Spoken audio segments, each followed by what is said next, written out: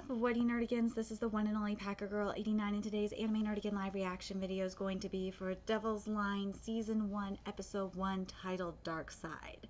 And, I gotta tell you, Nerdigans, I have been hyping this fucking anime up, and I swear, anime, if you let me down, I'm gonna be so mad because I love this manga.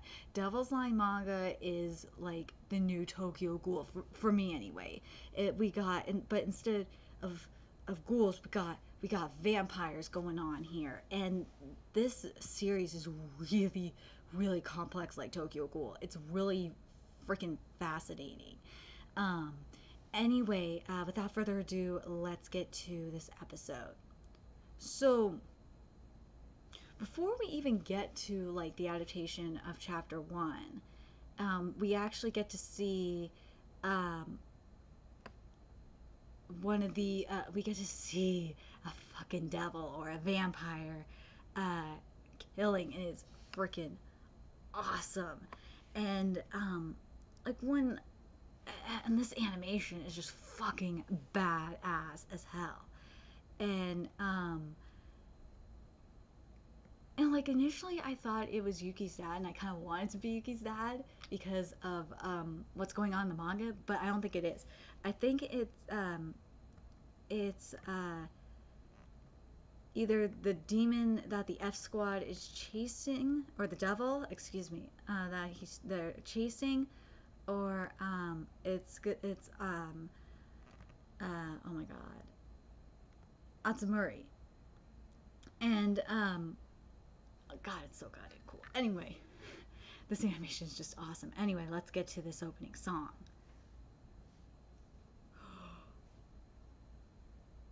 This art style is so freaking awesome, and it's this opening song is just badass as fuck. So perfect for this series. You get to see Hans. Oh my god, I can't wait to see Hans. Because I love Hans. Hans is my baby. I love him so fucking much. Oh my god. So freaking hyped for this.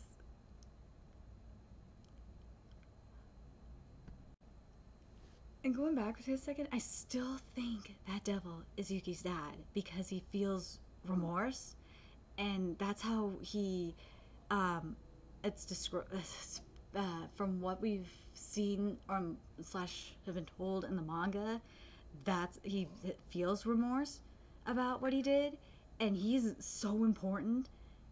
So I'm hoping that's who I think it is, but I'm very curious what you Nerdigans think. Do you guys think the devil we see in the beginning is Yuki's dad, or do you think he is a different devil? Let me know in the comment section below. But god, okay, now that we're done with the opening song and shit like that, now let's get to the adaptation of chapter 1. Something I really like, first of all, I don't mind that there's a little bit of a change in the scenes, like order of the scenes here in this episode at all. It doesn't bug me at all because it really works with the flow. But something I really like that they did with, you know, the addition of this particular chase that we have with the F Squad is that we get the explanation about the devils, and I feel like that's extremely appropriate. And especially with this line in particular about they lose themselves to the mental high and the sexual rush because that's their trigger. And in a sense, if you think about it, if you are reading Jogon manga, it's very similar to that. At the 10-minute 21-second mark, my fellow Nerdigans, we have our first Hans sighting. He's not supposed to be here. Hans does not show up for another few chapters, but I don't give a fuck because I love Hans so freaking much. And we get to see his eye. Yes, he is a one-eyed. He's a one-eyed vampire. We do have one eyes in this series. But the thing that's very this is where I'm gonna spoil the series just a little bit, but if you're watching this video, you should have already been reading Devil's Line manga anyway. The thing that gets me the most, and this is very, Hans' story is just so sad. It's very reminiscent of what Dr. Kano does in Tokyo Ghoul, with the cues and shit. And what he does with like Amon and with oh my god, and with Takizawa trying to create another Kaneki. That's what Hans reminds me of. Hans' story reminds me of. The 10-minute 27-second mark is such a goddamn tease. I feel so teased right now. Oh my god, I feel so teased. Oh my god. I know my camera's being weird right now, but I don't give a fuck. I feel so fucking teased by Hans' awesomeness.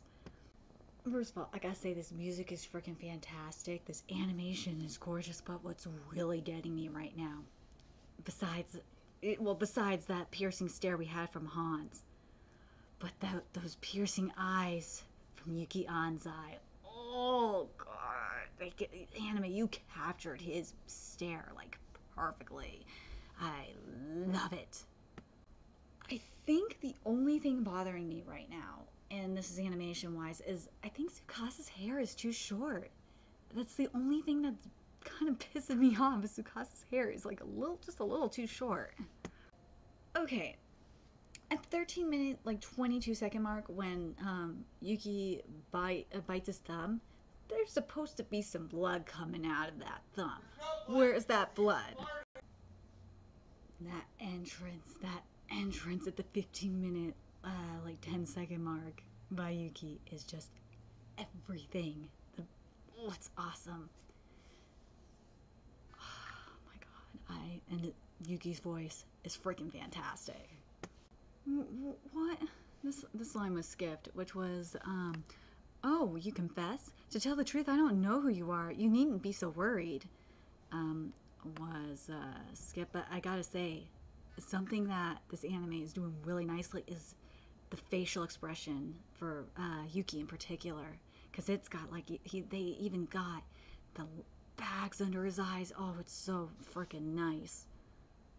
Oh my god, this piano when Akimura is talking about like his twisted, demented thought process is just so freaking awesome. It's creepy as fuck too. I love it. Okay.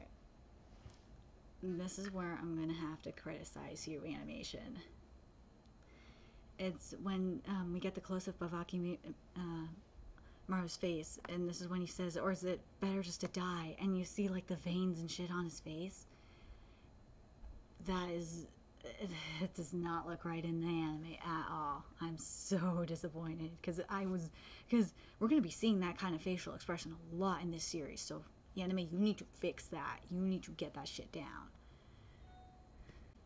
I'm very curious what you guys think about Anzai's earpiece. Anzai's earpiece seems a little bit too chunky for me. Very curious compared to what we have in the manga, because like in the manga, it looks like just a regular earbud. It looks way too big here to be an earbud. And this line about vampires right here is very similar to ghouls. God, I had to point that out, but God, I'm glad we have this explanation here. And that's why, like, I'm kind of torn about the stuff with the F Squad being here. I feel like it didn't need to be in this episode at all, but I'm just gonna I'm just gonna deal with it. Okay, there should have been a little bit more blood on Tsukasa's mouth, but oh, this scene is so good. At the 21-minute 46-second mark. Yes, yes. Here we go. We're gonna get that confession now. What? We're not gonna get the confession? Oh my god. Now this is why I'm mad about the F Squad stuff being here, because we were supposed to get the confession that Anzai is a half-devil. Oh my god. Oh. What I said? Oh man. Anime.